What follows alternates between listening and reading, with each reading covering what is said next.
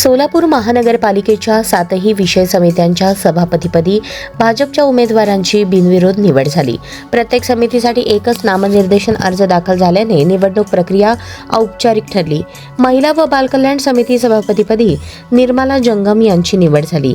महापालिकेच्या 7ही विषय समित्यांमध्ये भाजपचे स्पष्ट बहुमत असल्याने सर्व समित्यांवर भाजपचे वर्चस्व कायम होते। काँग्रेस आणि शिवसेनेचा एकही सदस्य समित्यांमध्ये नसल्याने निवडणूक बिनविरोध झाली।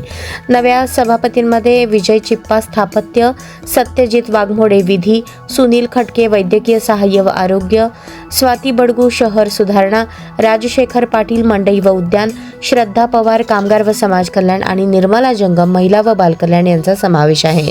निवडीनंतर महापौर विनायक कोंढाल यांच्या हस्ते सर्व सभापतींचा सत्कार करण्यात आला। त्यानंतर भाजप पदाधिकारी व कार्यकर्त्यांनी जल्लोष साजरा केला।